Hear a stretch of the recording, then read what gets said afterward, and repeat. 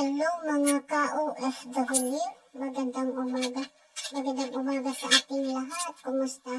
Mga ka-OFW, sana ay nasa mabuti tayong kalagayan. Ayan, tapos na ako maligo. Maglagay muna ako ng Vaseline at Nivea cream sa aking mga paa. Ayan, at nagsuot ako ng medyas. At syempre, bago ligo tayo, mag-ayos muna tayo ng konti. Syempre, kahit tayo ay mga katulong lang, ay kailangan din natin mag-ayos. Ayan, so konting ayos-ayos sa mukha. Ayan, ayusin ko yung buhok ko. Ayan. So, syempre, kahit katulong tayo, pwede rin tayong mag-ayos. Hindi yung porkit katulong ay sabi ng iba, ay kahit katulong, naka-lipstick, ay hindi ay. Kahit katulong tayo, pwede tayo mag-lipstick at mag-ayos ng ating mukha. Hindi porkit katulong ay hindi tayo pwedeng mag-ayos. Ayan, maglilinis na tayo at mag-umpisa na. Ayan na nga mga ka-OFW, sana ay nasa mabuti tayong kalagayan. Ingat tayo palagi saan man tayong bansa naroroon. Ayan, so laban lang tayo mga ka-OFW.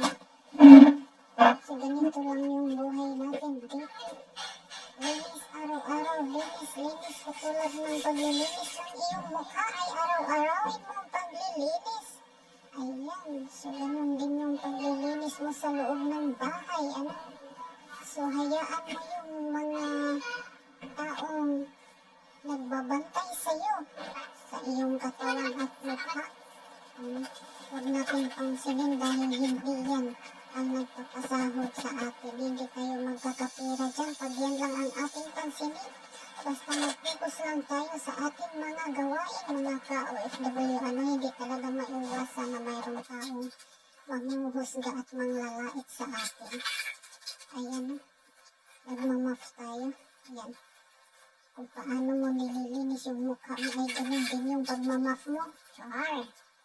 Ayan na nga So, pabayaan natin yung mga taong walang magawa kundi husgahan at laitin ka. Ayan. Kasi hindi naman tayo yayaman dyan. Hindi natin ikakamatayan. Mag-focus lang tayo sa ating trabaho. Ayan. Diba? So, yan lang mga ka-OFW. Maraming salamat. God bless you. God bless us always. So, ilaban lang tayo sa buhay kahit mahirap. Kaya natin tiisin para sa ating mga pamilya. Yan. Para mayroon tayong pang-suporta kahit papaano. Hindi tayo magmayabang kasi mahirap na. Katulong lang din tayo. Babagsak din tayo pag magmayabang tayo. Dahil hindi tayo ipinanganak na mayaman. Pinanganak tayong mahirap. Ay nako. Hindi porkit nag-abroad ka na at mayroon kang naipundar ay magmayabang ka na. Dapat kung ano yung pumunta ka dito, ganun din dapat ang ugali mo. Hindi ka magmataas. Ang hirap kasi yung magmataas ka. Hindi ka naman umangat ng yung milyonarya. Dahil katulong ka lang naman.